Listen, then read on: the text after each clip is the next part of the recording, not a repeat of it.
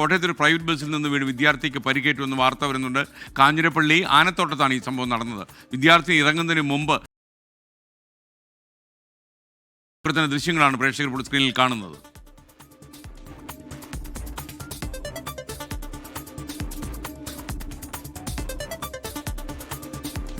തീരെ ശ്രദ്ധിക്കാതെയാണ് ഈ പ്രൈവറ്റ് ബസ്സുകൾ പലപ്പോഴും ഇങ്ങനെയുള്ള സർവീസുകൾ നടത്തുന്നത്. എല്ലാവരുമല്ല, മിക്ക പ്രൈവറ്റ് ബസ്സുകളും ജനങ്ങളുടെ ജീവനൊന്നും ഒരു പരിഗണനയും കൊടുക്കുന്നില്ലെന്നാണ് നമ്മൾ മനസ്സിലാക്കുന്നത്.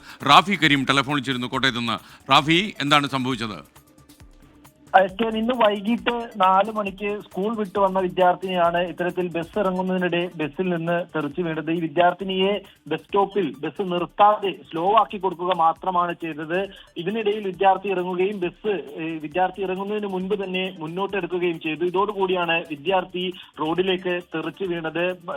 ഭാഗ്യം കൊണ്ടാണ് ഈ വിദ്യാർത്ഥി ബസ്സിന്റെ അടിയിലേക്ക് പോകാതെ ബസ്സിന് മറുവശത്തേക്ക് വീണത്. അതുകൊണ്ട് തന്നെ വിദ്യാർത്ഥിനിക്ക് കാര്യമായ പരിക്കുകളിൽ എന്നാൽ പോലും വിദ്യാർത്ഥിനിക്ക് പരിക്കേറ്റു. സ്വകാര്യ ആശുപത്രിയിലാണ് വിദ്യാർത്ഥിനുള്ളത്.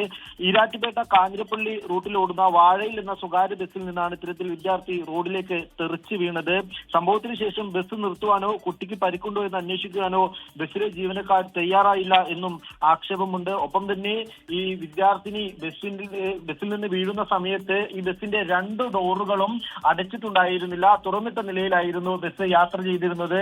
എന്തായാലും ഈ സംഭവവുമായി ബന്ധപ്പെട്ടുകൊണ്ട് പോലീസ് അന്വേഷണം ആരംഭിച്ചിട്ടുണ്ട്.